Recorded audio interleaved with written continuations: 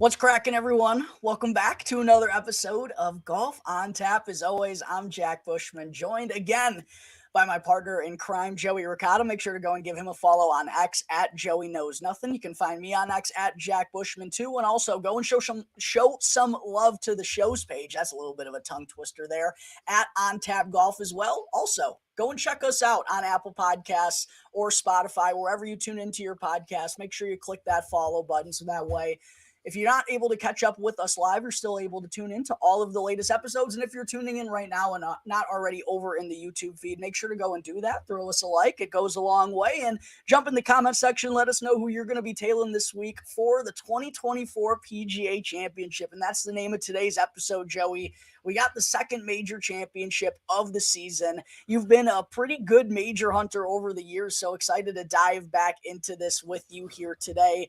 They're back at Valhalla for the first time since 2014. It's the fourth time that Valhalla has hosted a PGA Championship. It's also hosted a Ryder Cup in 2008. I'm excited to see how it's going to turn out as a venue. I have heard a little bit of concerns in the golf community on X recently, which I'm sure we'll dive into. But all in all, man, I'm really stoked for this. I was talking with Tony and Ross yesterday on our show, and I said, I don't know if there's ever been more compelling storylines leading into a major since I've really been a full-time fan of this than this year's PGA Championship, because I mean, you got Scottie Scheffler, obviously the world number one, who's been off the last 2 weeks, awaiting the birth of his first child. Meredith does give birth. The boogeyman's back in the field this week. He's got 4 wins in his last 5 starts. The only time he didn't win was a T2 when he missed a 5-footer to miss out on that playoff with Steven Yeager, which I am very grateful he missed that. Also, we got Rory McIlroy coming in off 2 consecutive wins, one at the Zurich Classic and then a rather impressive one last week at Quail Hollow, the 4th time that he's won there. We also got Brooks Koepka coming off of a win on Live Golf in their most recent outing. We got Xander Schauffele, who wasn't able to get past the finish line once again, but has been playing so good. There's a lot of interest surrounding Jordan Spieth. I know he's been lost. He's going for the career Grand Slam. John Rahm's looking to pick up the 3rd leg of the Grand Slam. Tiger Woods, man, I really am stoked for this event, Joey. Excited to be breaking it all down with you. How you doing, brother? Good, man. I'm excited to be back. It's been a nice couple of weeks off here. It felt like much needed. Anyways, I know we wanted to do a show technically last week, but you guys killed it. You have been killing it with the weekly shows, anyways. And yeah, it's major time. It's go time, baby. I'm pumped up for this. I do think it'll be interesting once we get into the big dogs that are in this tournament and start breaking them down and really looking at it. And of course, you mentioned the boogeyman returning here, and we got the live guys here that always makes it interesting. And yeah, Louisville, Kentucky, man, Valhalla. I think it's gonna be fun. You mentioned some of your concerns a little bit, and we're gonna get into that, but hopefully we can kind of keep this nice trend going of hitting on some majors. I know didn't quite hit the Masters, but it's the second one of the year, so we only got 4 of these things, so we got to take advantage of them when we get them, man. Absolutely, yeah. The Masters, unfortunately, did not go our way. The last major victory I've had actually came at the PGA Championship last year with Brooks Koepka at Oak Hill, so hopefully keeping that good vibes in the PGA Championship going here this week. The one thing I will say about Valhalla before we get into the course, from what I've heard, it is an excellent golf course in terms of a venue for the people. Apparently, they're expecting over 200,000 people there throughout the weekend. That number might not even be correct. It might be more than that at this point. I've heard the ticket sales are absolutely booming. It's the most tickets they've sold for a PGA Championship. It sounds like Louisville is going to be rather rowdy, so it sounds like it's going to be a good venue. But I have heard some concerning things about this course this week, Joey. I'm not going to lie to you. I'm interested to hear what those concerns are. I know a little bit of a weather concern here too. Might make it play a little bit easier. It sounds like early at least. So that's always kind of difficult to not difficult, but kind of sucks because I think we enjoy as viewers it to be more difficult. So we'll see about that. But good to hear that ticket sales are up and they should be rocking there. I feel like Louisville for sporting events is just in Kentucky is always usually kind of rather rowdy. So Intrigued to see that. And I was And gonna. the the last thing I want to say real quick, and the viewership was up last week with Rory. Anytime Rory does well, the viewership goes up. Mhm. So with that build around Rory, 10 years since his last major championship, which came here at Valhalla, I think there's going to be a lot of people tuning in. So there's going to be some extra spark around this bad boy, Joey. Yeah, I mean, this is a course that he's obviously killed it at before, and we haven't quite seen him golf this well really for a minute. I mean, it really seems like he's kind of, and I was kind of poo pooing him. I think it was around the Masters time, not, and I was just like, yeah, whatever. Like Rory, he's not going to win this week, and he didn't. But it wasn't like for me, he wasn't quite there, and No. now it's like I'm scared. Yeah. Like I'm terrified that he's here, and would be the perfect track for him to get back into the win column. Well, not back in the win column, but at least for a major goes. He needs it. Yeah, I think he definitely needs it. I was going to ask you though. You talked about Jordan Spieth. Does he hit a person today, like a viewer? Does he hit or this week, not today? Does he hit somebody that's just watching? Because it feels like every single tournament, Jordan Spieth will just hit somebody and have to sign somebody's golf ball or something or hat. Wouldn't be surprised if he hit somebody in his practice round today, the way that he's kind of been spraying it. Funny enough, off the tee has actually been okay for Jordan Spieth. The approach shots have been terrible, and I think even more concerning, the around the green has been terrible. And that's like, he's the magic man around the green. I mean, the guy can do anything. So for the chipping to be bad, I think there are some major concerns there with his wrist. I think there's a big time injury going on that he's trying to play through. And he's even talked about it, how at certain times, like the tendon or the ligament like pops out and he's never really sure when it's going to happen. I think it's just a little bit in his head right now. And how could it not be? You're having to stand over a shot, and it feels like anytime he has to impact the ground, at least the results tell me there's something going on there. So yeah, I wouldn't touch Jordan Spieth with a 10-foot pole this week. And I wouldn't be following him if I was on site at Valhalla either. I'd make sure to stay back by that tee box. Don't go walking down the fairways haphazardly thinking you're safe, because you're not when that guy's out there. No, you need to put a helmet on, or even if you're on the clubhouse, if you're around the clubhouse, I'll tell you, when I was at the Valero, man, when he hit it on the roof of the roof of the clubhouse there, it's like, this guy, he's willing to do anything. You got to keep your eyes peeled at all times when Jordan Spieth's out there. He's gonna make it interesting. At least he keeps you alert. He keeps you like tapped into the action when he's out there. That's true, and people do love him for that. He is must-see television, whether good or bad. He's always talking through his shots, fun little conversations. Bad Spieth's almost just as fun as good Spieth. So. I kind of enjoy Bad Spieth, not gonna lie. I know he doesn't. But no, not to derail the entire mission of this episode here and just talk about Jordan Spieth, but I don't like his chances this week, obviously because of his current form, and that's reflective in the odds too.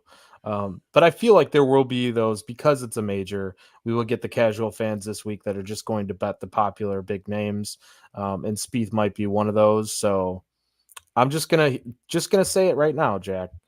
If you're watching the show, please don't bet Jordan Spieth. Please don't bet Michael Block. Or Michael Block. That's the real concern. I think more people want to bet Michael Block than Jordan Spieth. I think even he's a fun story. I think even the non-diehard golf fans are like, Jordan Spieth, if he's this low on the odds board, something's got to be going wrong. But Michael Block is going to get some money this week. I've had people texting me that have Michael Block end around leader. I know he somehow, some way, he actually has the course record at Valhalla, which is hilarious. Listen, Michael Block is going to be having a lot on his shoulders. He's in the first tee shot at the PGA Championship, and I hope it goes well for the guy. I don't think that's betting responsibly. That was the one thing I'm going to say. No, it's not. And I think you're better suited betting Tiger, and I don't think that's a good bet. But bet Tiger instead of Blocky. Well, at least that way, like that makes more sense to me, to betting Tiger. If he's like healthy, if he's going to be able to make it through the entire 4 rounds and like not fall off a cliff after 2 rounds, Tiger Woods would make sense. But I don't more see than that Block. More than Block. What's his odds at too, by the way? Tiger's like 200 or something. In context, it makes sense. More than Block. I'm not advising for Tiger Woods bettors either. This is not the Masters. It's going to be long rough. It's going to be a long golf course. He's only played the Masters this year. That's all the tournament experience he has under his belt. I just don't see it going Dude, well for I him. feel bad, man. I just want to see Tiger get back to a place He just where, needs to play. He just needs reps. yeah, Like I he think needs he's reps. capable, but like these the U.S. Open PGA Championship style setups are not going to be the spots for him moving forward. Like they're just not the courses for him at this stage of his career when he's limited physically in what he can do. And these courses are set up for driving distance, club head speed, getting out of the thick rough. Not let alone his bad back, having to walk through that whole thing and chipping shots out of the rough, having to get all that extra torque. Like, this is just not a place that sets up well for him. But I still think there are certain spots that could, like an Augusta National or some of the other courses that are better suited for him if he's playing consistently and getting competitive reps. It's just hard to feel good about his chances going into a major when he literally hasn't played all year. I think we're still frustrated that he didn't take the tune up before the Masters. Definitely, I was salty about that. He should have played at the Players. It's a flat course. Something had to have been going wrong for him to not have played there. He claimed he was healthy. Yeah, I don't know. I I don't know how much I believe that. I don't know if I buy it either. But Jack, you had a great write up as you do always every week. Course review or course, with the odds and everything like that. Go ahead and check that out at ontapsportsnet.com. Talk to me, man. We got all the storylines. If there's any storylines that you want to bring up before we actually get into this, then please do so. But I also want to hear about the course and what you think leading into the PGA Championship here. Yeah, I think we covered the big boy storylines. I'm sure we'll find more along the way as we dive through the odds board here in a second. But yeah, Valhalla, man. It's a beast. 7,600 yards, which is the third longest PGA championship that's ever been held. It's 151 yards longer than it was when we last saw it in 2014. And they've also made some changes to try and make this course a little bit more tougher because I believe Rory McIlroy won at 16 under when he won the PGA Championship last, and the PGA of America has really tried to make their tournaments more set up like U.S. Opens, try to get winners in the single digits. So they've toughened things up in their tournaments as a whole in the last few years, and they try to toughen up Valhalla ahead of this year's tournament as well. One thing they changed, Joey, they changed a lot of tee boxes. They added some new bunkers and moved things around a little bit. But one big change is the fairway types. They changed them from bent grass to zoysia grass fairways, which can promote flyers. It's a little bit different. It's a grass type that isn't seen as often on the PGA Tour. You'll see it at some stops like the Rocket Mortgage. I believe the Tour Championship is also zoysia grass fairways at East Lake, but it's kind of a rare one on the PGA Tour, but it promotes flyers. It's just a little bit different.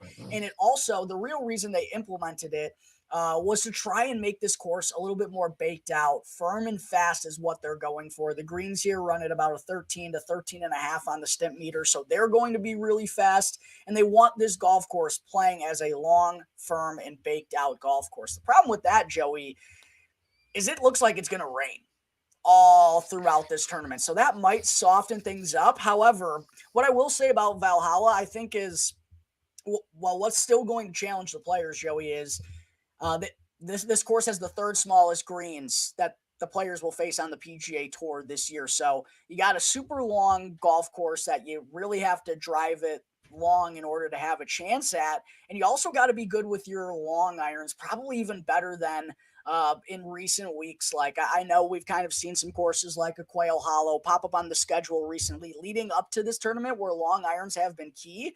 I think it might be even more crucial because the greens are smaller, and if this course doesn't bake out and get firm and fast like they want, it's going to play even longer. So that's kind of the back and forth that you have to go in terms of the debate, how the weather is going to impact the course. But I still think bombers are going to have an advantage, elite long iron players. And that, usually leads you to the best players in the world because you're just getting a lot of long par fours. There's 11 par fours on the course, 7 of them over 450 yards, 5 are over 500. 3 of the 4 par threes are over 200 yards. And then there's only 3 par fives on this course. They're not the longest, but you really got to convert on them because other than those 3 par fives and 2 shorter par fours, the rest of the holes out there are pretty tough and are going to be tough to score on. So I do think it's going to be a challenging track. I do wonder if there's going to be a single-digit winner this year, though. The fairways are tight. The back nine is mostly tree line from what I've read. The front nine is a little bit more open, a little bit more high scoring, whereas the back nine is kind of risk reward and a little bit more demanding. But what I've heard about the fairway, the fairway rough, excuse me, around the green rough is going to be super long, about 4 inches. And as it's going to rain throughout the week, it's only going to grow and get longer and longer. The fairway rough is what's interesting to me because the fairways are tight, but small misses really aren't that penal from what I've seen. Like the first cut, as of right now, it's still Tuesday afternoon and there's more rain coming in the Louisville area. So I do expect it to grow out. And by the time it gets to the weekend, it's probably going to be more impactful than it will be the first couple of days. But I think Thursday and Friday, like, I think, I don't know if it's going to be as high scoring as the opening round or the opening 2 rounds of the U.S. Open at LACC, but I think we could see something similar in the first 36 holes before the weekend. It could get a little bit tougher with that grass growing out. If the sun pops out at any point, then the course will start getting baked out and it'll be tougher to stop the golf ball. But just with, it's kind of a situation with the fairway rough where big misses are the ones that are going to get penalized. So it doesn't sound like small misses are really going to be all that big, as you and I talked about prior to recording this, looking at what's the exact name of the stat? It's distance from edge of fairway with your driver misses. Could be something to look into this week, because if you miss big, you're going to be in trouble. That's really when you're going to find harm's way. So yeah, it's a little bit complex. They've tried to make this course more difficult actively over the last few years leading into this year's tournament. I do have some questions about the fairway rough, like I said, and just whether I think softening up the course, we could get it a little bit easier these first 2 days. So I wouldn't be surprised to see a winning score at like -12, maybe -13, kind of is where I'm ballparking it. Just because of the weather, man. It's going to make the greens a little bit more receptive. It's going to make long iron shots a little bit easier. And I think just with the way that guys are able to hit the golf ball nowadays, one of the big boys who are coming in with some really good form, I think are going to take advantage of those softer conditions, particularly on the first couple of days before the pin locations get a little bit trickier, though. But I am still excited to see how this course is going to play out. I think it does still have the making of being a challenge. I just don't know if weather is going to cooperate. And like I mentioned already, there's just a bunch of big name players that have storylines attached to them leading into this week. That's only adding to the intrigue, and I'm super excited to talk about the odds board with you here in a second. Yeah, man. You talked about potentially if it plays easier being 12 under or something like that. The 4 of the last 5 years, and you are also talking about how they've been trying to make the PGA Championship a little bit more difficult, or for the courses, anyways. 4 of the last 5 years have been single digits for the winner. So, and the one that wasn't was 2020, and that was Colin Morikawa at 13 under at TPC Harding Park. So, I mean, they bounce around obviously with the courses here for the PGA Championship, but Valhalla, and it is different now since 2014, so we can't just look at that either and just say, hey, it's going to be 16 under. Look what it was in 2014. It's way different. It's going to be a lot more difficult, I think, at least from what they're trying to make it anyways. But will the weather comply? I don't know. But yeah, that was something that we and you looked at, was, talking this through. Longer hitters, long and straight obviously is preferred, but then you don't want the bad misses. So, that stat that you just referenced there, what was it called? Distance from edge of fairway, you can find on the old PGA Tour website. I don't know if you can really find it anywhere else. Yeah, distance from edge of fairway. And I was looking at that. I believe it was Rick Rungood, actually. They were kind of talking about that. So rickrungood.com, they had is it just PGA Tour though? That's where they pulled that from? Yeah. So, yeah, I mean, it's an intriguing stat to kind of look at, but not the end all be all. How much did you put on this week? Bent grass putting. Obviously, it's a big issue. What surface you're putting on every week, but did you factor that in a ton with your model? I didn't factor it in a ton. I did throw it in my model just to have it. I don't know how much I guess I'm more so looking for maybe like an outlier. I'm not really like being good at as a, like, trying to think how to phrase this properly. I apologize. If you're like a terrible bent grass putter, then I'll take that into consideration. But like, we haven't seen bent grass a lot recently. These are over the last 24 rounds. So those 24 rounds are probably going to stretch back into 2023. So you're pulling stats from a while ago. It's a little bit tricky to decipher all of that. So I just kind of like to have the information. Mm-hmm. I do think putting is going to be key, especially to have those big par saves, I don't want an abject failure putter for sure this week, but I'm not really putting too much stock into how you putt specifically on that surface type. It's more so just how good of a putter you are in general. Do I see upside there? Do I think it's going to hinder you? Well, come on. Then you look no further than Luke List. Oh yeah. We're not doing that. Jack. No, seriously, I'm not betting Luke List. I don't know how he's doing right now. I really don't. That was kind of me throwing shade at Luke List, and I like Luke List. But yeah, Jack, I don't know. Anything else about the course that you can think of before we kind of dive in, man? I'm curious about this odds board and where you're going. Yeah, it's a true major championship level test still. I think it's going to require all parts of a player's game to be on point. I think you're still going to have good scrambling to get out of harm's way because these greens are so small. Even if they are soft, you're going to miss them from time to time. You're not going to be hitting every green in regulation, and you're not going to be hitting every fairway either. There are some really tight fairways out here on this course. Not all of them are. Like I mentioned, the back nine's a little bit more tree line, but yeah, I think you got to have all parts to win this championship. I don't think it's going to be so easy that you can slack in one area to go and lift the Wanamaker when it's all said and done. So yeah, just having the full particles in order to get this job done is the last thing I'd kind of chip in there. Sand saves too. Sand saves important this week. I'm looking at sand saves because the bunkers are a little funky here and they're uniquely placed. I'm not like putting everything into it. Like, oh, he's a good bunker player. He's on my card, but just something to note. No, it's definitely something to know, especially when you're talking about some of these like rolling. You got the rolling fairways. You got it's tricky, right? Like you can hit the green and still not hit the green here. I feel like too. It's in weird spots. I mean that's every course, but like this is definitely a spot where I could feel like that could come into play. The sand saves. So yeah, that's interesting. I didn't look at that, but it totally makes sense. I cannot pull up the odds checker odds boards Phil for whatever. Mickelson, number one sand saves. Bet him. Yeah, Phil Mickelson top 5. Do it for sure. No, yeah. Why can't I? So they've got the Open, the U.S. Open, the Masters. I cannot find on odds checker where the odds are. I was looking at a different site, but I want us to be on the same page as far as our odds go. U.S. PGA is what it should be under. Okay? Let me see here. Got it. We are on the same page. Booyah. Okay, so we are basically, and they only like to show these two different books here between FanDuel and DraftKings. Definitely shop around, everyone, because there are better numbers out there if you really want to go looking.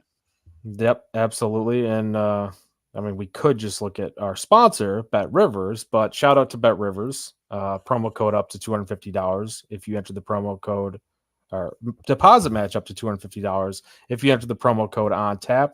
That's promo code on tap at Bet Rivers for up to $250 deposit match. Do that. It's free money. Go get it if you're not on that book already. So with that said, we are going to use odds from from Odds Checker here. Jack, Boogeyman, the return, new father, a lot of things going on in the world of Scottie Scheffler. I just want to talk about Scottie Scheffler for a minute. Because the casual bettor will look at him and say, no doubt, how can you not bet him? Because his last 5 tour results are 1, 2, 1, and 1. So he's won 4 of the last 5. And like you said earlier, the second place finish was the worst he's done his last 5 starts. So what are we doing here with Scottie Scheffler? I know you're not betting him. I know I'm not betting him, but what would you say to somebody who is thinking about betting him? Yeah, so because I do this week in and week out, and maybe that's a stupid way to look at it. Maybe I should just try to take the winners. I'm not gonna bet Scottie Scheffler at 4-1, but if you're just someone who's betting on this tournament, not only bet on the major championships, and you want someone who's gonna be right there in the thick of things going into the weekend, yeah, I mean, betting Scottie Scheffler at plus 400, if you're someone who usually bets baseball game money lines or NBA money lines, whatever it may be, plus 400 is still going to be very enticing to you. And it's okay to bet Scottie Scheffler because he's the world's best player, and it's really not even close. And what's terrifying is he's always, I shouldn't say always. The last 2 years, he's shown us that he is the best ball striker on the PGA Tour. Off of the tee, he actually leads the tour this season in distance from the edge of fairway, funny enough, Joey. He's incredible driving. He doesn't lose strokes off the tee. I think he's done it once since the start of last season. Lost strokes off the tee one time. He doesn't lose strokes on approach. He's the best ball striker in the world, and there's no one really even close to him. He also has unbelievable touch around the greens that should serve him well this weekend. Oh, yeah, his Achilles heel, the putter, he's gained strokes putting in 5 consecutive starts, and you mentioned those finishes. First, T2. So, yeah, it's hard to argue against Scottie Scheffler. I hate him. Swag too. There's a reason for it. Yeah, he's the boogeyman. He takes all my freaking money. If there wasn't Scottie Scheffler, I'd be having myself a heck of a season right now. Yeah, he's just incredible, man. I don't know. I'm just not going to get on him. There's enough for me. Having a kid, I'm hoping there's maybe a little bit of a lapse in the sleep schedule there for Scottie.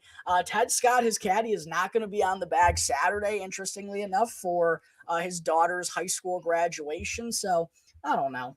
I'm just not going to get there at plus 400 for Scottie Scheffler. It would take a lot. It would take 2 units for me to get the return back that I want for a weekly PGA Tour betting card. So I don't really want to deposit, $200, $250 down on Scottie Scheffler. That's a little bit, as good as he's been, that still seems a little bit risky to me, even though he's pretty much a lock to be in the top 5.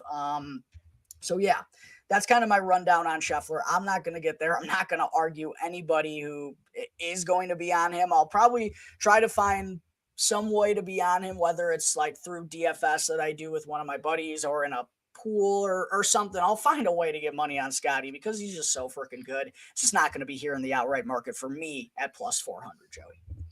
Yeah, I like the approach there.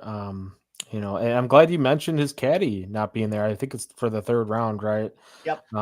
Which is interesting. I don't know if it matters. I don't know if he needs a caddy or not, the way that how good he is and how good he's been. He might not, but it's just one of the other factors of, just becoming a dad. He's had 3 weeks off now.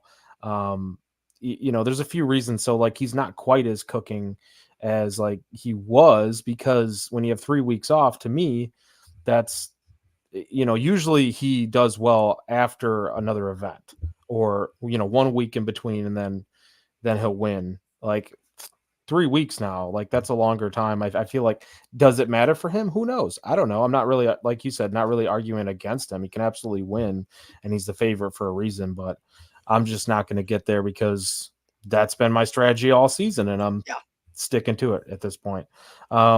Let's go down the board just a little bit, and we could probably stop at Rory just for a second. Usually we do the top 5. If you want to do that, Jack, you can also talk about Xander Schauffele, 14-1.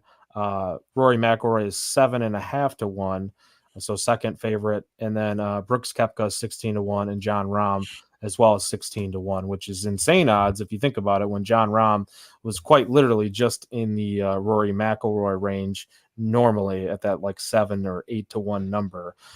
So kind of crazy there. But Rory, 2 straight wins. Now he's coming off, Zurich Classic, 4th Wells Fargo Championship. He was also the winner of the last PGA Championship, like you said, at Valhalla in 2014. So a lot of reasons to really like Rory here this week. It's a little bit of a better value if we're just considering, same type of playing field anyways with Rory and Scottie, but that's tempting to me. I'm trying to figure out ways to bet Rory, and I don't know if it's the outright market or not. I don't really like betting anyone under 10-1. So curious to hear your thoughts here at the top. Yeah, I don't really like betting anyone under 10-1 either. I don't even really know how often I've done that. I think even the times when I've bet Scottie, I've been able to get him at like around 10-1 as well. Before he's gone on this boogeyman run, he's not been close to 10-1 for a long time now. But yeah, Rory, obviously, big storyline. People are going to be tuning in this week, hoping that Rory gets it done, gets his first major championship in nearly a decade. The last time the PGA Tour was at Valhalla for a major championship. The odds are a little bit tough for me, but what we saw out of Rory on the back nine on Sunday at Quail Hollow, like, if he plays like that, he's absolutely capable of hanging with Scottie Scheffler, and honestly, that might be what it takes this week. There's been a lot of good from Rory recently. I do still have some concerns, though, about, the consistency with his wedge play. The driver has been back. Like you talked earlier about us not being all that confident in Rory's chances going into the Masters because he just really wasn't in great form, and there were clear lapses in his game, and it was like a different part every week. Well, now he's really put most of that together, especially with the driver. It's been excellent. Around the green is back to being good. There's been some putting upside. He gained 4 strokes there last week. I just have some concerns about his wedges and also just everything that lingers over him in major championships, man. It's got to be so frustrating to him, and just probably feels like his head's in a pretzel. And like me, just wondering how it's been 10 years since he's won one of these things, with how many times he's been in contention. But he absolutely has the game that should suit this course perfectly. I'd be saying that even if he didn't have the win at Valhalla on his resume. I just worry about the major pressure and also the news dropping today of him getting a divorce. Like, pretty tough timing for that to be happening. So that's just enough to steer me off of McIlroy in the outright market. But again, like Scottie, he's probably going to be in the top 10 because this course just suits so well for him with what he can do off the driver and with his long irons. And if the wedges are consistent whatsoever through 4 days along with the putter, he's, like I said, capable of taking down Scottie Scheffler. So I'm intrigued by Rory McIlroy, just not necessarily at that plus 750 in the outright betting market. But it does feel, Joey, like you kind of have to take one of these big guns, right? Just with the way everything's been going, like, to me, like one of the top 5 is what you're saying? I feel like you have to have one of them. Like, I feel like you're a ballsy SOB if you're starting your card at, like, even if you're starting it at like Bryson. I think that's a little bit gutsy because all these guys just have so much upside. We'll get to Xander here next. I know that, he's the butt end of the joke more times than not, and the end of Quail Hollow, end of the Wells Fargo didn't go well for him. We've seen that time and time again, but quite honestly, I don't really know if anyone was going to be able to beat Rory with the way that he went scorched earth. And Xander's just been fabulous all year long in all categories, like gaining across the board. The driver, he's picked up more distance, more club head speed, which should only do him favors at Valhalla this week. Like, I expect him to be in contention. I just don't know how you could trust Xander Schauffele to bet him at that number. That's how I feel personally. So I'm really looking at Brooks Koepka and Jon Rahm here in this range. I haven't bet anyone at the top, Joey, and it's honestly just in hopes that someone is going to release an odds boost out there, and maybe I can get one of these guys, Koepka or Rahm, around 20. That was kind of my hope going into this week. For me, though, it's Koepka over Rahm right now, man. Coming off of the win on Liv, looks like he's solved some of the putter woes as I pull up his profile right now. That was kind of the thing that bugged him at the Masters, and I did bet him at Augusta, and I was worried about his form coming into that week. I still played him because of what he's able to do at major championships. The putter just really, the around the green wasn't good there. The putter had been giving him problems. He gained 4 strokes putting last time out at Live Singapore to get that win. We know what he does off the tee, and he's just Mr. PGA Championship. Will be tough for him to go back to back, but we've seen him do that in the past at majors. We know he gears himself up for these weeks. So Brooks, if I can get him towards 20, that's probably the one for me. There is a 20 out there on Jon Rahm right here, right now, though, and it's still absolutely intriguing, even though he hasn't won on Liv, which is disappointing for a lot of people, and I'm sure for Rambo himself, but it's not like he's been playing bad golf. Like, he's still been basically he's been inside the top 10 every Live start that he's had. The Masters didn't go well for him, but there is a lot that goes on there with being the defending champion, so I can kind of easily forgive him for that. And he lost 3.5 strokes putting when the putter's he's gained strokes putting in all but one of his other starts this year. So And you mentioned it feels like we're getting a huge bonus on him when he's usually a guy who's 8, 9 to 1 in these things at like the highest. You're getting him at nearly double that, over double that right now. There's still a 20 to 1 on the Bet Rivers Enhanced. So that's absolutely intriguing with a player of the caliber of Jon Rahm on a long driver heavy golf course, the way that he drives it. It favors a power fade from what I've heard, which is what he loves to do. He's won at Torrey Pines, which would kind of be seen as a similar course to this one. So it's a little bit trickier and a little bit riskier to go with Rahm because you don't really know how to calculate what he's been doing on live necessarily, but the upside is just undeniable for 20 to 1 odds, like 20 to 1 Rahm over 14 to 1 Xander all day for me. I couldn't agree with you more. One, because I think Xander obviously he's been really great, man. Like he has been absolutely great this season. Just the problem is he just can't close. Yeah, That's what it feels like. that's literally it. That's literally it. Yep. So I can't trust him to close in a major. Guess what? That's what happens when you just can't do it in other tournaments. That's how I'm gonna feel, at least, anyways, going into it. So Brooks, dude, I'm with you though on Brooks. I'm not gonna bet Rahm. I don't think. Like right now, if I had to pick one, I'm betting Brooks over Rahm, and the Same. reason being is you know there's many reasons why, but like you said, the PGA Championship guy. But there's some trends here too. Like he usually plays pretty well when he wins a major. A lot of guys do this, right? Their recent form is good coming in, but he won 2 weeks ago in Singapore. So leading up to this event, I think he's feeling pretty good. Um, the other thing too, he won the U.S. Open in back-to-back years, and then he won the PGA Championship in back-to-back years. So guess what? He could very well do it again and get that PGA Championship in back-to-back years from last year to this year. So, and we know he's major hunting. He likes the difficult tracks. Like he's that type of dude, that mold where he can come in here and doesn't need to be on PGA Tour regularly for him to come back and dominate. It does not matter for him. So, Brooks right now, if I had to lean one way or the other between him and Rahm, but love the value, as you just said, with Jon Rahm. And I think, boosting it up to like a 20 to 1 or something, that would be insane if you can get that 20 to 1 number. Like we just don't see this from Jon Rahm. And No. what would feel better for him than to come in here with all the talk going on, and you got analysts saying, how can you say you support PGA Tour when you literally just went against your word and took the money and went to live? And it just seems very like you just don't get it. There's all that stuff going on floating around there after his recent interview and whatnot. And to me, I don't think he said anything wrong. Like I don't know. I understand that, like, maybe he doesn't get it from their perspective, but at the same time, like, it's not like he said anything that was bad.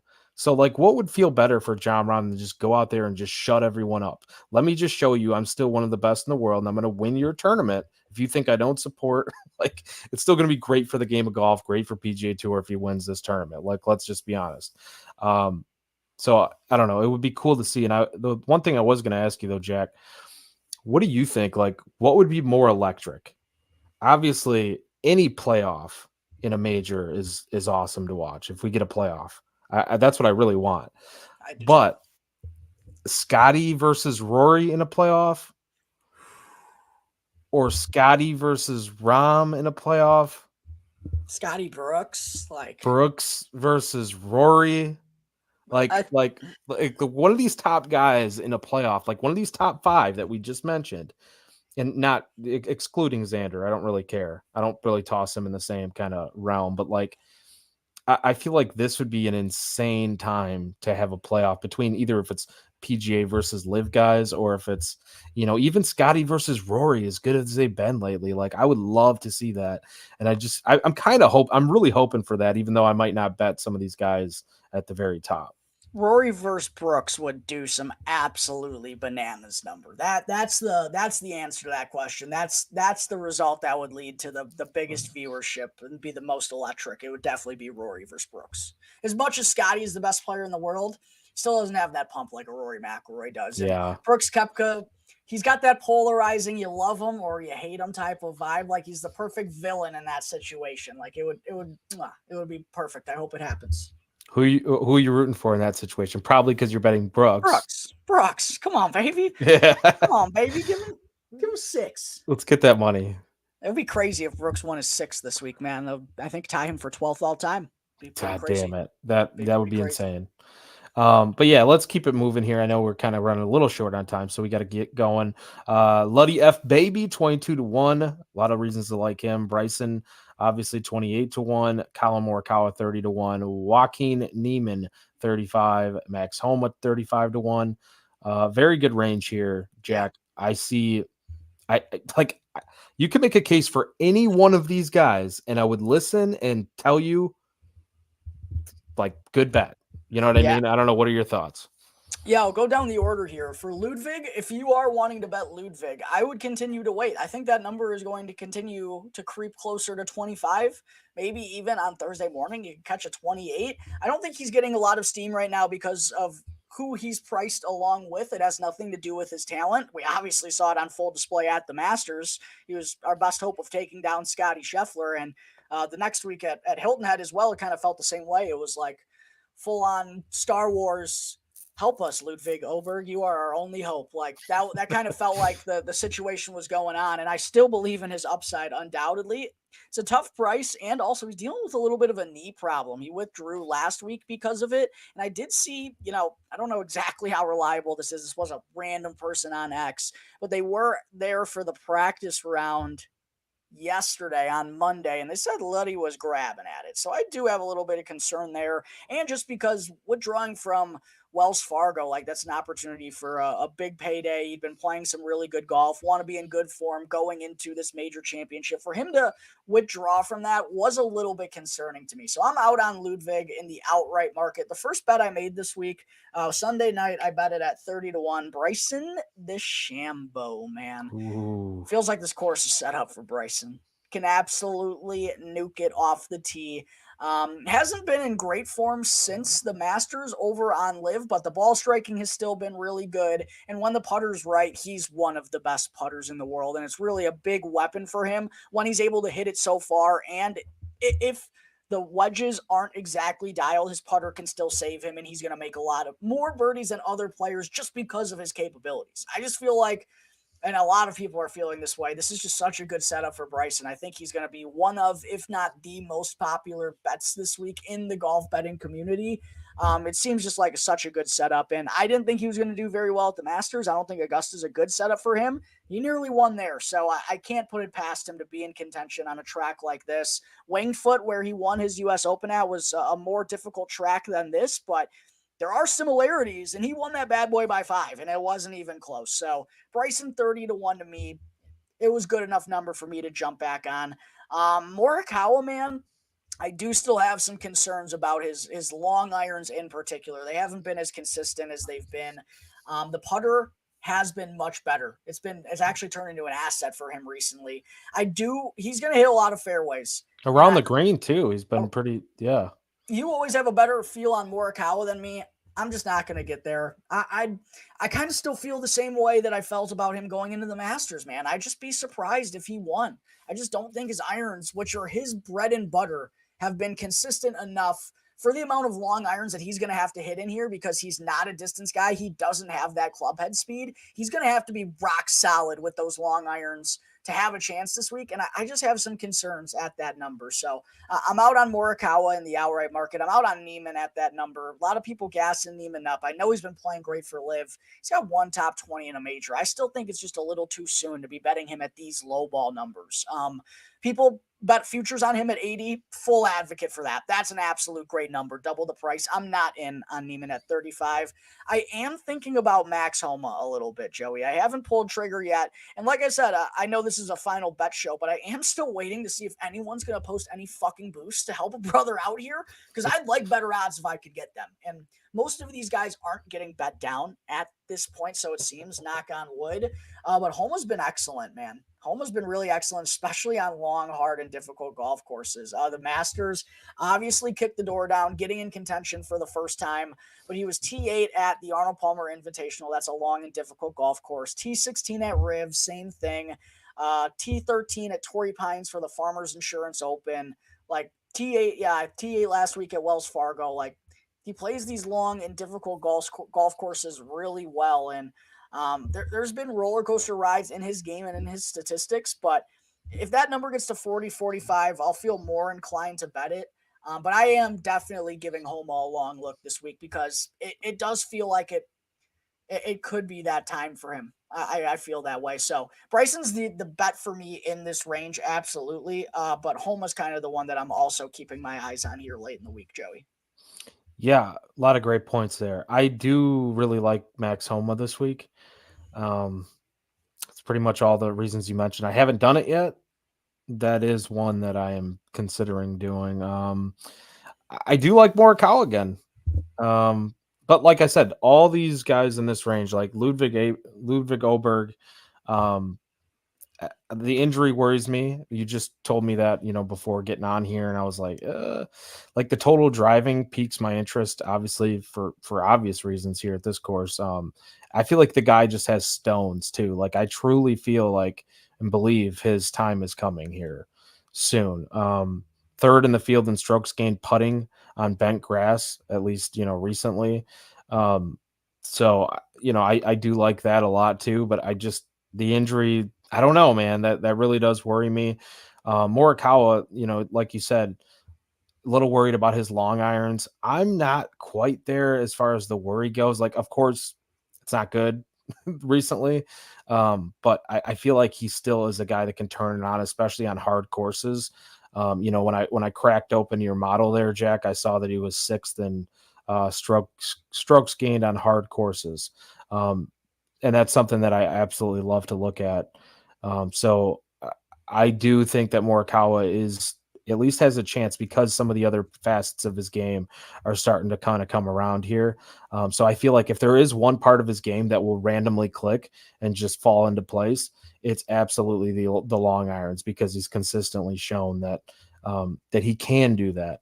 So I do like Morikawa at this price. I think that is going to be a bet for me. At least I don't know what his best number. I've seen 30-1 here. Let's see if we can get a better number. That's probably the best it gets right now. But yeah, Max Homa, super interested by that as well. I'm kind of with you on Neiman. I like what he's doing over there at Live, but it's kind of like a show me thing. Like Yeah. I'd rather not be early on that one. Um, even though I think this is a place that definitely makes a ton of sense for him too. And I could see him being in the top 20, like top 10. Like that's probably going to happen. Or at least like I feel really good about him getting a top 20 for sure. Don't know what the odds are on that. Probably not that great. But yeah, man, looking at the rest of this, actually I could pull it up. Plus 175 for a top 20. That might be the way to bet Joaquin Neiman. All right, 45 range. 45-1 Patrick Cantlay, Victor Hovland, Wyndham Clark, and then 50-1 Abraham Answer, Cameron Smith. That's a typo. I've noticed that. I don't think Abraham Answer isn't in this tournament. I noticed that a minute ago. Why is that on here? It's definitely, and also Abraham Answer would not be 50-1. You're right. That seems really weird actually, because he'd be anyway. So if he's not in the tournament, Cam Smith 50-1, Tommy Fleetwood 50-1. And then we might as well just couple the last two here. Cam Young, 55, Justin Thomas, 55. So a lot of golfers in this range. The one that really drew my attention, well, there's a couple here. Of course, the Windy City Flyer. I still feel like he's being disrespected in the markets. 45-1, great number. He can absolutely do it. Patrick Cantlay, too. A lot of things kind of stuck out when we were looking at that. I'm still going to butcher the hell out of the stat name, but from the edge, distance from the edge, there you go. Distance from the edge. And, looking at that driving distance, kind of coupling those together and trying to figure out who would be the best there or who like ranks near the top. It is Patrick Cantlay. Patrick Cantlay is one of the better total drivers and doesn't miss too far from the edge. So I don't feel like he's going to get himself into trouble. I think this is a great spot for him, even though he hasn't been that great. I know he's kind of been underwhelming, but Patrick Cantlay, 6 of his 7, I believe, wins too have come on bent grass. So great bent grass putter. Yeah, so that is a reason to look for him. Another guy right there, Victor Hovland, looking at that too, the distance plus, being not far from the edge. Victor Hovland kind of popped up on that board. So he's intriguing. But I think the two bets I would make here are Patrick Cantlay and the Windy City Flyer. Jack, what do you think over here?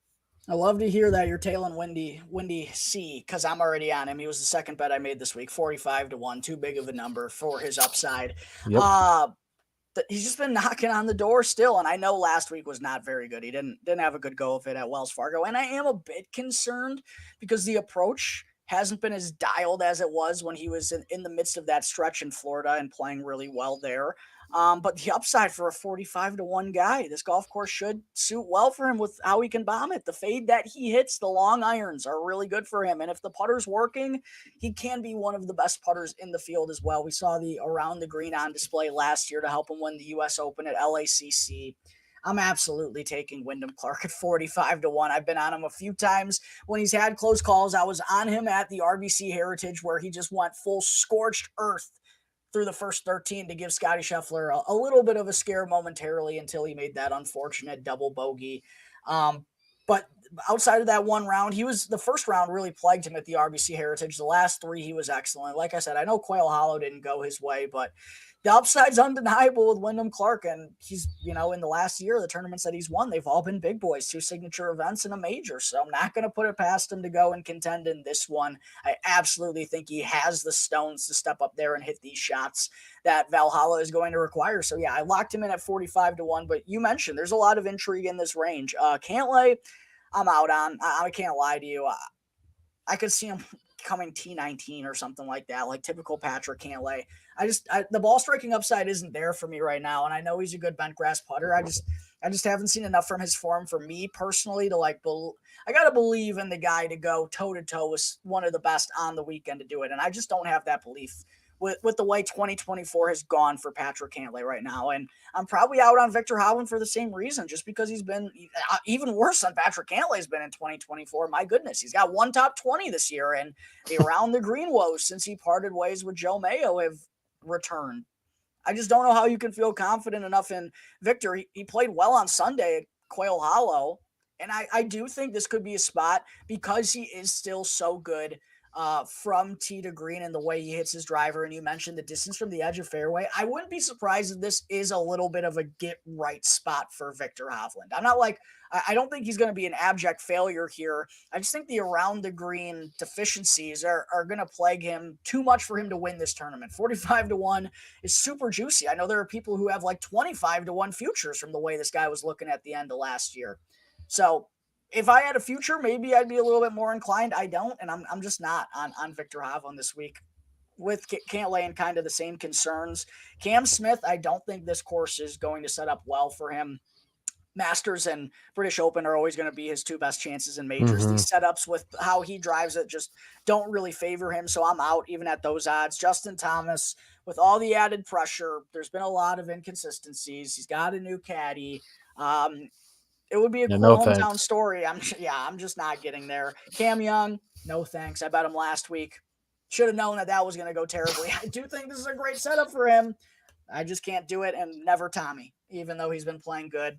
I live bet Tommy last week too because I had a full-blown loser card last week, Joey. It was just full of losers. So once Hideki withdrew, I'm like, I'm just going to add a couple more losers. I threw in Tommy Fleetwood. Not going to be doing that this week. I'm out on those guys. So to me, it's really just Wyndham Clark in this range, man. I think Victor could be intriguing with the odds. I'm not confident in it. Wyndham Clark's the only one I can confidently say I see the upside coming. So that's why he's my bet in this range. Yeah, I mean, I like it. Obviously, I really like the Wyndham Clark. One more thing on Wyndham too. I was looking at the Roto Grinders projection for win probability. He is 4th. Love it. In their model for win probability. And the guys ahead of him for win probability, Scottie Scheffler, Rory McIlroy, and Jon Rahm. Yeah. Is Brooks 5th? Is Brooks 5th, do you know? No, he is. So 5th is Tyrrell Hatton. Really? Which is really weird. I haven't even really looked at him for this tournament, but Luddy F. Baby is after him, and then Brooks is after that. Okay. Bryson right after that, Colin Morikawa after that. So, Okay. yeah, I mean, kind of the people you'd expect. But Xander, let's see how far down he is. Xander is like, holy dude, he's not even close to like, he might not even be in the top 20. Wow, that's crazy. So yeah, I mean, if you're looking for reasons to fade someone at the top, that's another reason there. The discrepancy does not match the odds. So yeah, with that said, let's keep it moving here. We kind of got to speed this up just a little bit. We have after the 55 range, we got Benihana at I don't know, I just love saying it. 60-1. Terrell Hatton at 60-1. We just said him. Louis, who didn't he's He's not in out. it. Yeah. He's out. He's Abe answered. Yeah, so I don't understand why he's on here on this list either, but this is just not updated. Sam Burns, Jordan Spieth, Minwoo Lee, Sahith Theegala, those guys basically make up the rest of this range to 70-1, and then Hideki Matsuyama and Jason Day at 75-1. So me and you both talked about Hideki off air and a little bit of Jason Day, of course. Jordan Spieth was probably going to hit somebody off the fairway at some point, or whatever. But really interested in why Hatton is so high in their win probability. I don't really quite understand, even though I know that he has the skill for this. Jack, what do you think about this area here from basically Hatton to Jason Day? Yeah, I have Hatton's profile pulled up right now. I haven't been watching Live, as you can tell, but he's been really good Me since either, but he joined them. Obviously, he doesn't have a win, but a lot of high-end finishes.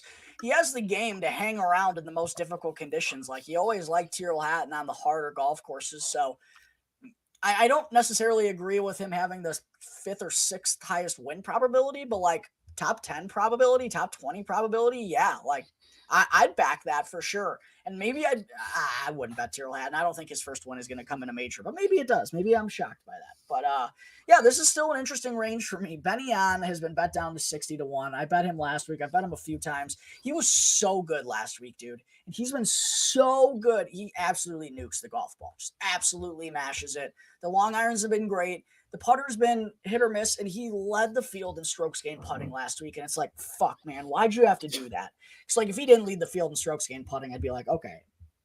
But now, do I think Ben On's win is going don't do it to yourself. I'm not going to bet it. I don't think I'm going to bet it, but man, maybe I might bet it like without Scottie, Ron Brooks market or Rory market or something. Because I feel like I got to have something on Benny On because he's playing so good. Top Asian? Yeah, maybe, but then I'd have to fade Hideki. And yeah, Hideki, I'm just watching that number. Fun this just watching that number with a monocle on, just seeing it get bigger and bigger and bigger. I don't think it's going to get shorter. Maybe if it hits like 80, 85, it goes back down to 75. But like I said, if that hits 80, 85, 90, even right now, he's going to be on my card. I don't have it officially yet.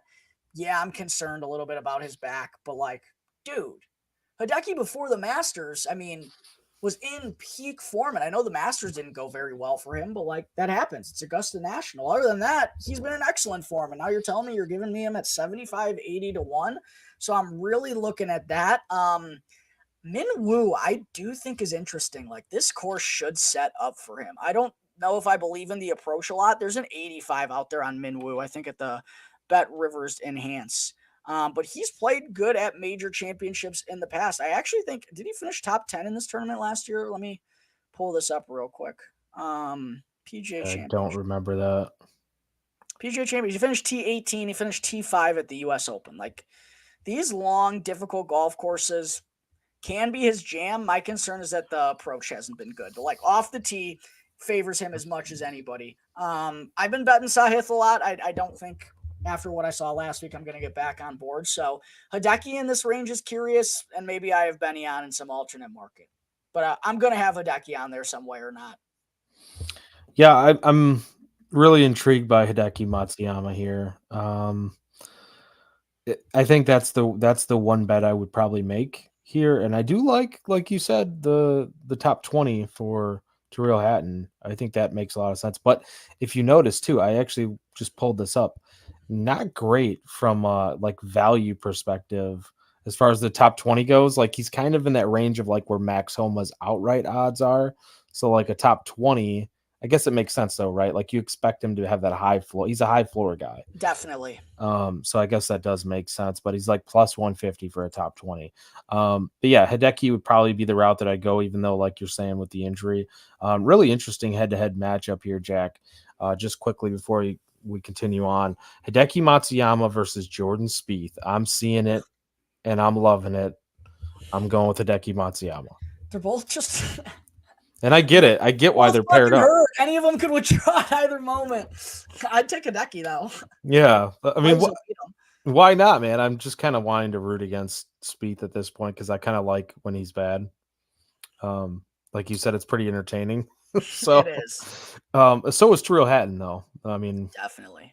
that's one that we definitely like to get him riled up. Jason Day. I mean, you know where I stand on Jason Day. Yeah, and I actually thought about him because he played well last week. The number's big for Jason Day, and then I clicked on his profile, and his approach has been dog shit since the Yeah, beginning. that's the worry. It's been dog shit since the beginning of March. That's So definitely the worry. putter's been I get excellent. Putter's been excellent. The outfits have been terrible. Outfits are the only thing that's been worse than his approach. His outfits, man. Awful. I don't know where he doesn't have a stylist. You could tell. It's terrible. And it was hilarious. He had an interview over the weekend. They were like talking about it and like watching him attempt to like foot around like the intriguing stuff he's wearing without saying anything rude about Malbon was hilarious. It was a hilarious tidbit to watch. I'm out on Jason Day. I can't believe in the approach to be good enough to be one of the big boys. Yeah, I mean that's totally fair. I think there's areas of his game that spots where I feel like he can be good and compete here, like being 15th in total driving. I think that could help him obviously, but I might just do it. He's all short game. He's so long ago that I mean it's not. I can't even like look at 2014. We will look at 2014 when it comes to like Rory.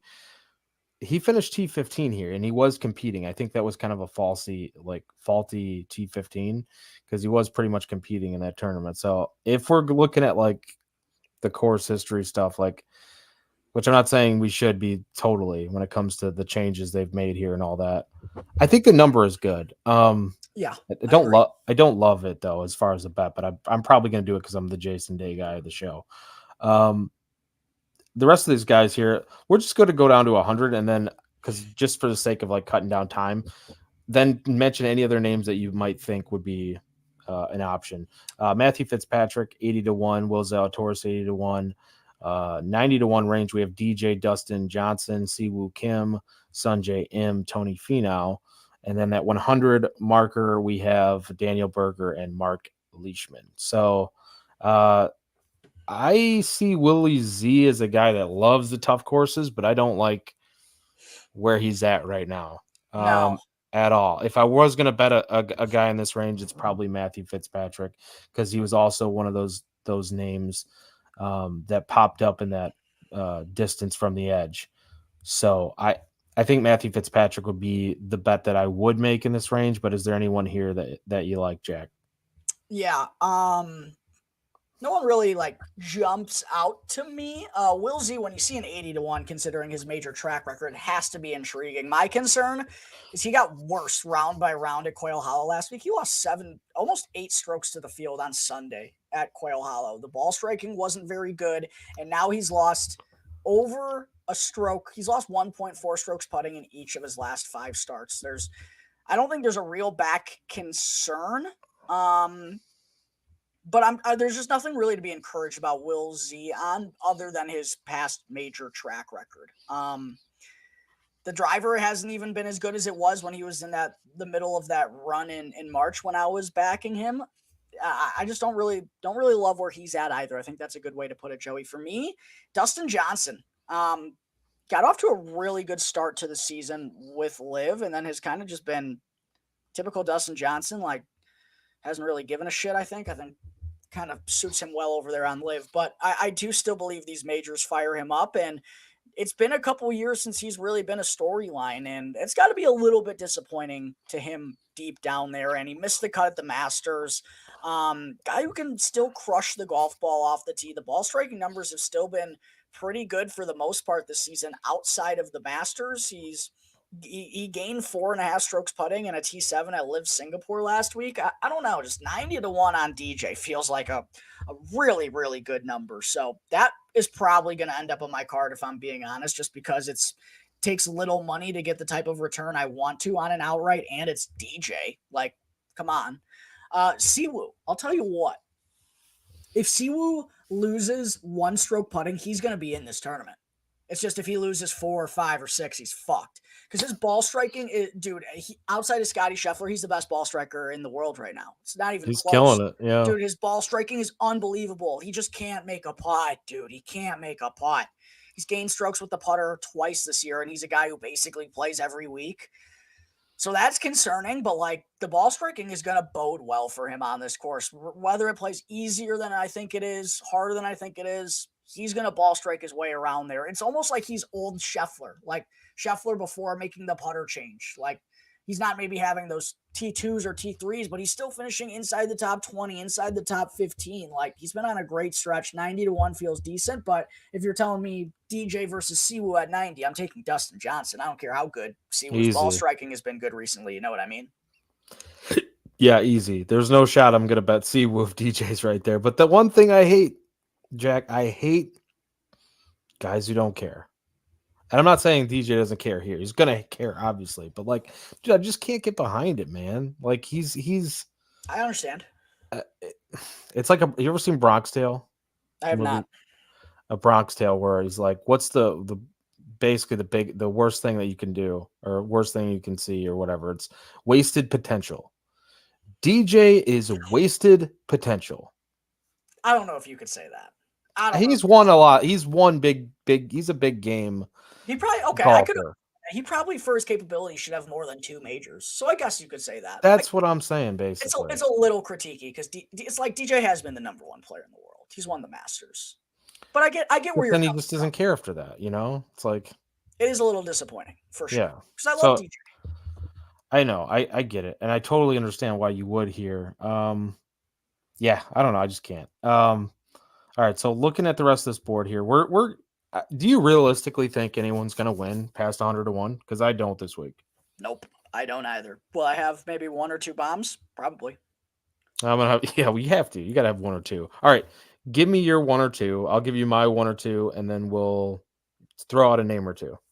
I'm going to actually just go down this list, not give big reasons, but I'm going to shout out some names I like in case there are people tuning into this or listening to this that play DFS, maybe not just talking to outright betting people out there. I am going to shout some names of guys I do like this week in general. The ones I would think about betting, I'll make sure to put an emphasis on that to let you all know. Who do I got here?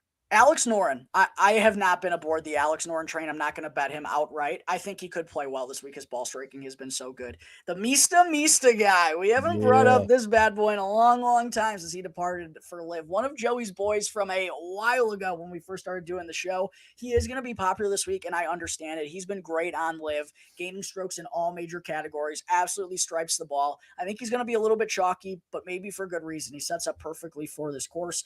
Keith Mitchell, baby. Kashmir Keith. I would be playing him in DFS. He crushes the ball. He's been playing good. Is he going to fucking shit down his pants on Sunday if he's anywhere near the top of the board?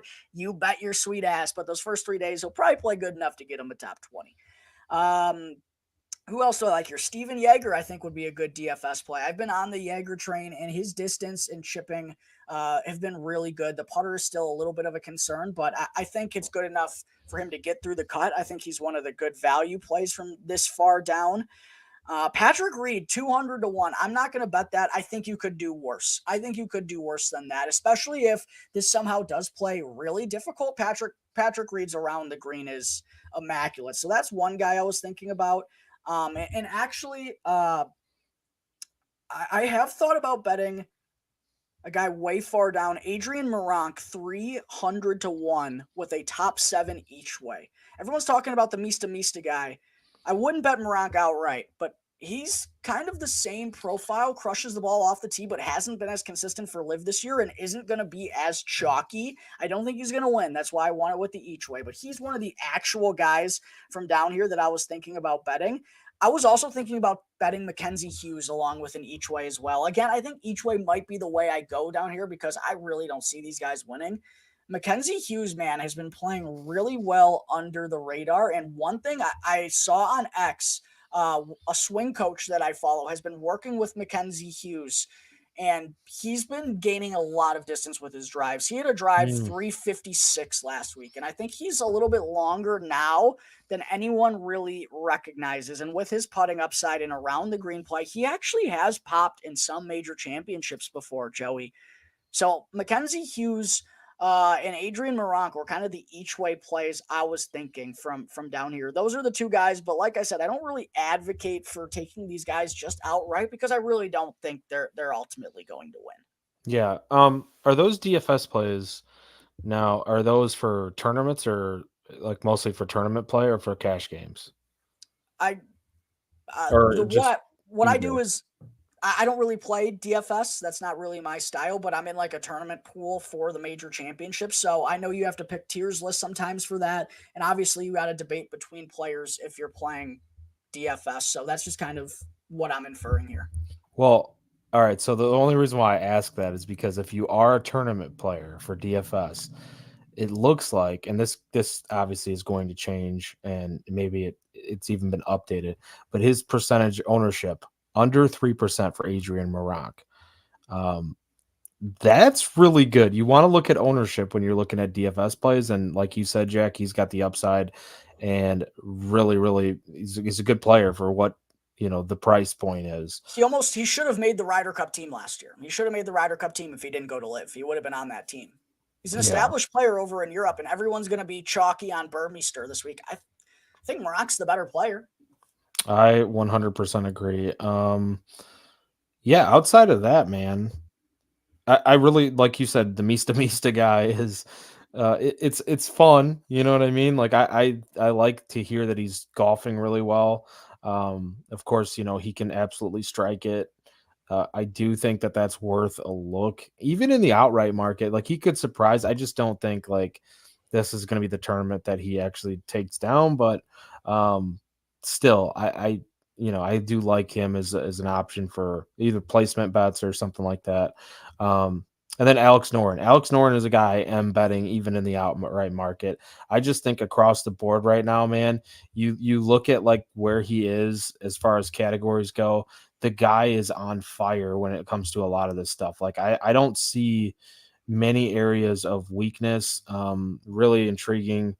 Good recent form, obviously past 24 rounds, killing it, second in bogey avoidance, fourth in strokes gain around the green, 28th off the tee, 28th strokes gain approach. Like this is a pretty damn good number for a guy who is really playing some really good golf right now. So I'll take that shot. Definitely down there. What was it, 150? Yeah, Yeah. 150 to 1. So that'll be my kind of long courses. You said it with Keith Mitchell.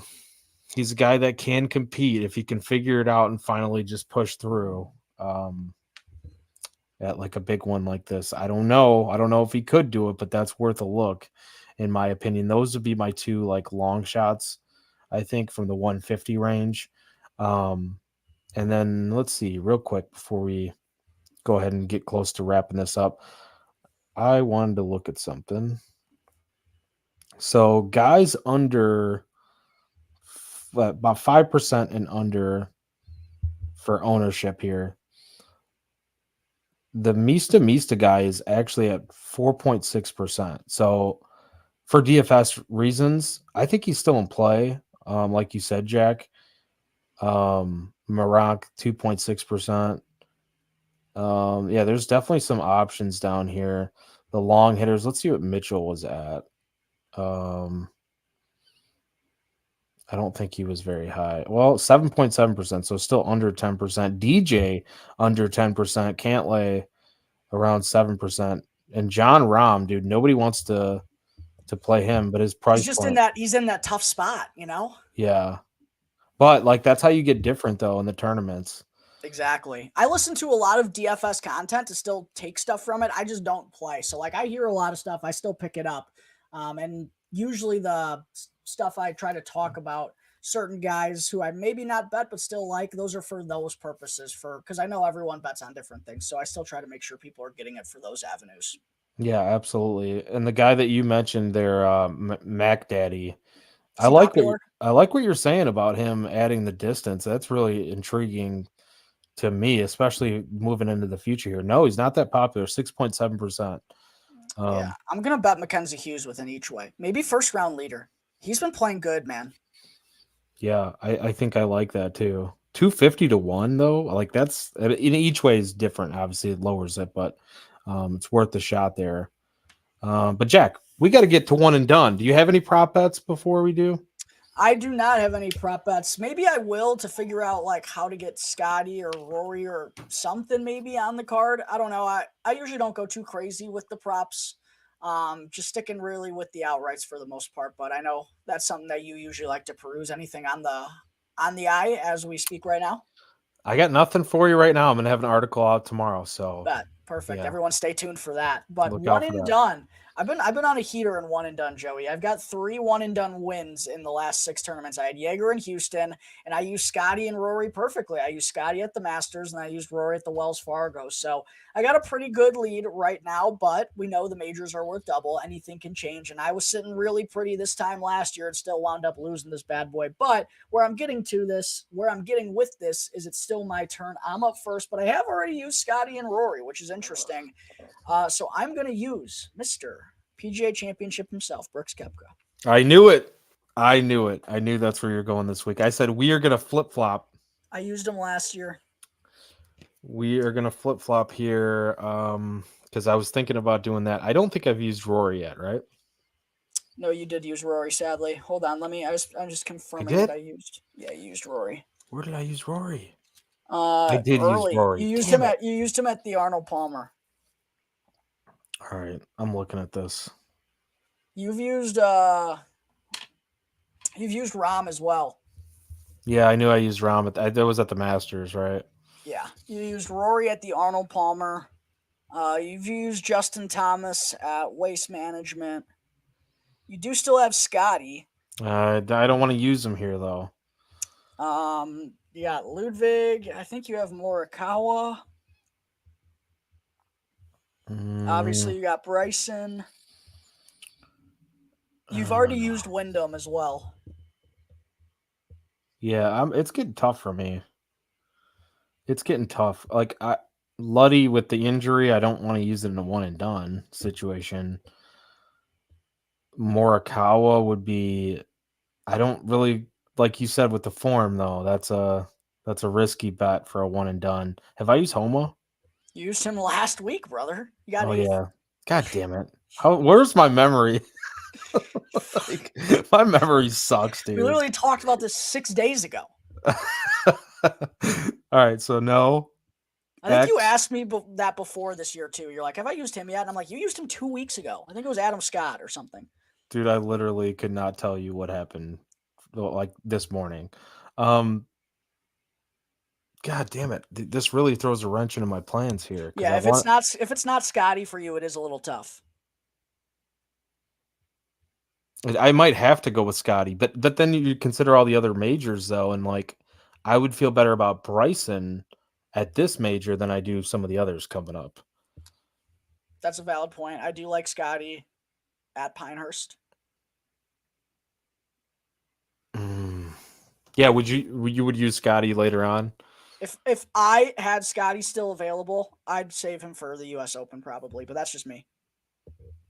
That's what I'm thinking. Are you just saying this because you want to like further your lead here? No, I'm actually not. That's the 100% honest truth. All right.